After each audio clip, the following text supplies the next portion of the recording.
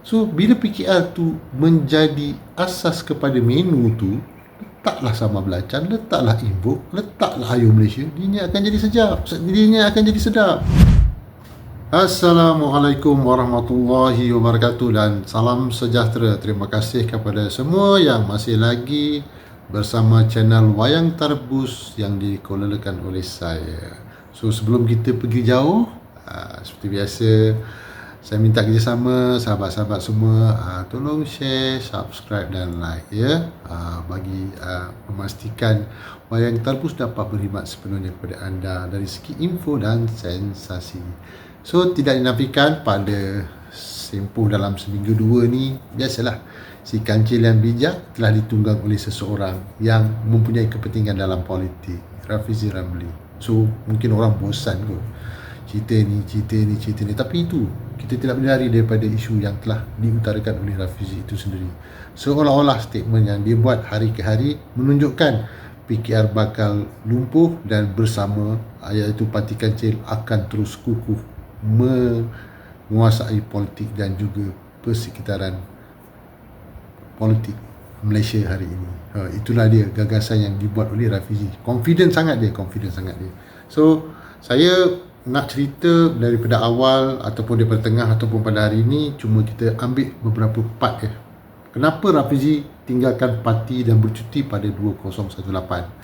Dia sebenarnya bukan gagal atas keputusan mahkamah, dia tidak layak untuk bertanding parlimen pada waktu itu. So dari segi itu fungsinya semakin kurang, dan dia melihat parti yang menubuh kerajaan pada 2018 yang diketuai oleh Perdana Menteri Tun Mahathir seolah-olah tidak memberikan luck kepada dia dalam kepimpinan. So dia buat keputusan, dia tarik Nurul Izzah sekali untuk diam dan hanya mengikuti secara bersendirian pergerakan parti itu sendiri. Itulah dia antara yang boleh kita katakan tentang Rafizi pada 2018. Dan antaranya juga dia diam sebab dia kalah dengan Azmin Ali jawatan Timbalan Presiden pada waktu itu. Menambahkan lagi kekuatan dia untuk buat keputusan tidak bersama kepimpinan PKR pada sekitar 2018. Tambahan pula kehadiran, saya tak kata kehadiran itu bagus, tapi pada waktu itu Perdana Menterinya adalah Tun Mahathir. Jadi mungkin pada andaian dia, Tun Mahathir ini adalah satu kepimpinan yang datang daripada Parti UMNO. Jadi mungkin agak sukar dia untuk menguasai pada waktu itu. So apa yang Rafizi buat sebenarnya, kalau kita lihat semasa dia di dalam parti, sebenarnya saya nak buat analogi macam ni. Siapa kata sambal belacan tu sedap? Siapa cakap? Cuba you makan sambal belacan tu, makan macam tu je, pedas, masin, kadang-kadang pahit pun ada, kan? Tak sedap pun. Tetapi sedapnya sambal belacan tu bila bersama-sama hidangan lain. Ada nasi, ada gulai lemak ikan tenggiri, ada ayam goreng, ada sotong belada atau udang belada. Kombinasi sambal belacan itu menjadi sedap disebabkan pakej yang ada. Begitu juga dengan Rafizi. Kalau orang kata Imbuk tu bagus kan, Ayam Malaysia tu bagus, sebenarnya dia dalam tampuk hidangan yang ada pakej-pakej lain. Tampuk hidangan tu adalah PKR. So bila PKR tu menjadi asas kepada menu tu, letaklah sambal belacan, letaklah imbuk, letaklah ayam Malaysia, dinya akan jadi sedap. So sebenarnya kalau kita ambil sambal belacan tu sendiri, sedap ke? Tak sedap. Cuba kita ambil ayam Malaysia tu sendiri, tak sedap sebenarnya. Cuba kita ambil imbuk tu sendiri, tak sedap sebenarnya. Tetapi bila letak dalam package menu yang interaktif, yang nampak menyelerakan, orang katalah sambal belacan tu sedap. Cuba makan sambal belacan tu kosong, sedap ke? Begitulah andaian saya, begitulah sebenarnya yang kita kena fikir tentang Rafizi. Orang hari ini, mungkin saya tidak menafikan, ada numbers yang menunjukkan pengikut-pengikutnya bersama Parti Kancil. Terbaru malam tadi saya tengok ada dalam 20,000 keahlian Kita tak tahu value-nya macam mana. Mungkin value tu hanyalah value sambal belacan yang dihidangkan berasingan, sebab sudah tidak bersama PKR, sudah tidak bersama nasi, sudah tidak bersama ayam panggang ataupun gulai lemak tenggiri. Dah tak sama. Sedap ke lagi sambal belacan tu? Itu yang saya nak nyatakan. So kepada yang terpedaya, termomok kan dengan kancil tu sendiri, memanglah kena fikir balik. Yang keduanya, kalau kita lihat sekitar tahun berapa sewaktu Spanyol menguasai bola sepak dunia. Pada waktu itu kalau kita pakai orange, wah Spanyol. Kita pakai orange, Spanyol. Tetapi hari ini kalau kita pakai orange, orang dah tak cakap Spanyol lah. Inilah dia naratif yang diminat oleh Rafizi. Kalau kita lihat, kancil dan juga kombinasi warna yang ada tu cuba membina keyakinan baru tentang hala tuju organisasi yang dia nak buat. Dia orang yang sentiasa berfikir macam mana nak membina naratif, macam mana nak membuat satu punchline atas keluar biasaannya, tapi sebenarnya tak apa-apa pun. So dia pilih color, apa color dia tu? Saya pun tak pasti color dia apa. Kalau kuning macam kuning-kuning diraja sikit kan. Jadi dia cuba bina kelainan dan letak kancil. Memang susah untuk orang terima, tetapi platformnya telah ada. Bayangan-bayangan tentang PKR, bayang-bayang tentang kepimpinannya sebelum ini dalam parti keadilan membayangkan seolah-olah apa yang dibuat dalam kancil itu adalah sesuatu yang lebih baik. Kan, sebab dia sendiri menyatakan dia adalah bekas kepimpinan yang bagus. Dia yang cakap, bukan orang lain. Dia yang cakap kan. Dia lah pakar teori dan juga pakar-pakar ekonomi. Tetapi apa yang dibuat sebenarnya belum tentu lagi pun terlaksana dengan baik kan. Dia tinggalkan je begitu paper Kementerian Kewangan untuk peruntukan untuk sidang parlimen yang sebelum ini. Jadi apa yang dia nak kata kepimpinan Rafizi ni bagus? Kalau kita nak lihat sendiri dari segi gerakan dia pada 2014 dia bertanding ketua cabang Kemaman. Walahan pada waktu itu 2013 dia adalah ahli parlimen Pandan. Kenapa dia lari ke sana? Sebab dia takut dia kalah dalam kepimpinan parti. Supaya dia cakap saya nak balik kampung. Sebenarnya dia takut bakal keputusan yang dia terima. Kalau macam dia tu pemimpin yang hebat, kalau dia menang 200 undi pun dah menunjukkan satu kelemahan dari segi kepimpinannya. Kena faham So itu perkara kedua. Dan perkara yang seterusnya,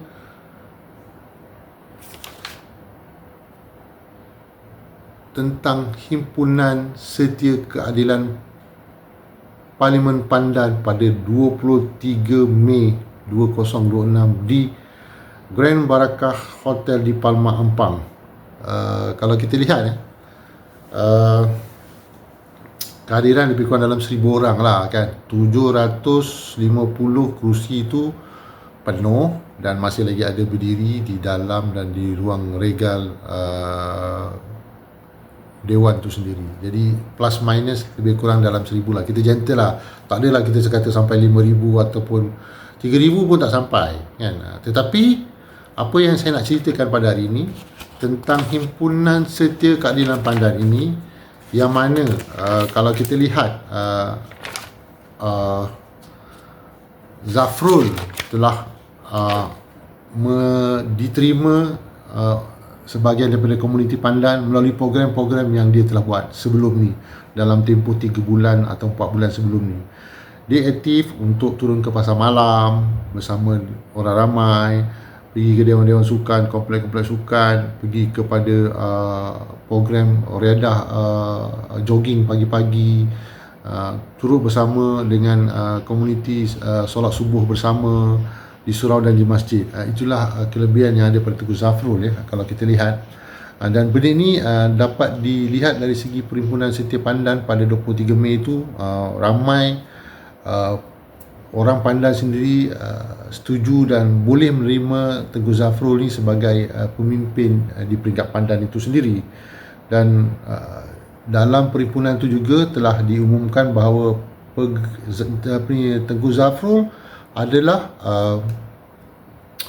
pegawai penyelaras untuk Parlimen Pandan dan Ampang, ya, sebelum apa-apa gerakan yang dibuat pada masa akan datang. Itulah yang diumumkan pada Perhimpunan Setia Pandan 23 Mei yang lepas. Dan dalam perhimpunan itu juga Abdullah Sani selaku yang berucap mengatakan bahawa PKR ni sendiri, datanglah siapa-siapa kepimpinan dan kualiti pun, sekiranya dia tidak selari dengan hala tuju parti, ramai yang telah gagal.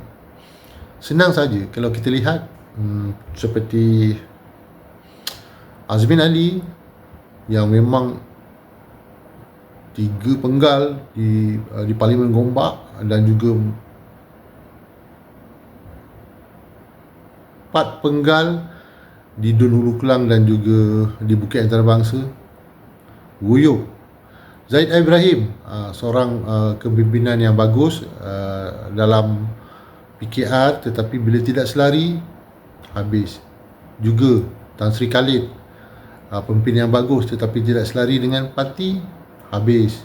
Dan yang lain-lain seperti Izam, Cikgu Bat dan yang lain-lain juga tidak boleh bertahan lama sekiranya tidak selari dengan PKR itu sendiri. So begitulah yang terjadi kepada Rafizi. Bila tidak selari dengan kepimpinan, dia keluar dan membuat parti dia sendiri. So kita tengok sejauh mana kekuatan parti kancil bersama dia itu dapat mengharungi tekanan politik dan juga keperluan pentadbiran dan ekonomi negara. So itu perkara yang saya dapat nyatakan hasil daripada himpunan setia Parlimen Pandan. Cuma satu je saya nak bagi direct kepada Rafizi tentang perkara ini. Rafizi ni dia akan suka menjawab satu perkara yang ditujukan kepada dia ataupun apa juga inisiatif yang dia buat. Contohnya macam adalah satu individu tu bertanya tentang macam mana Kesum boleh berjaya, adakah berjaya dan kenapa dia bakal tidak berjaya. Rafizi terus jawab, direct sebut nama orang tu dan bagi tahu kita macam ni bla bla bla. Dia counter balik. So sekarang ni saya nak Rafizi counter balik himpunan keadilan Parlimen Pandan di Grand Barakah di Palma Hotel Ampang pada 23 Mei yang lepas. Ji, kau kena jawab Ji. Dari segi sambutan berbanding dengan sambutan kancil itu sendiri di Parlimen Pandan. Come on. Dalam konteks Parlimen Pandan, macam mana penerimaan kancil itu sendiri dan juga macam mana penerimaan masyarakat Pandan terhadap Perhimpunan Setia Keadilan Parlimen Pandan yang berlaku tak sampai seminggu. So, Rafizi sila bagi komen bagi feedback sikit lah. Cakap lah, kau condemn lah program tu tak berjaya kan. So, saya tinggalkan sesi ini di sini sebab kita nak tunggu apa komen Rafizi. Sekian daripada Wayang Tarbus, info dan sensasi. Assalamualaikum.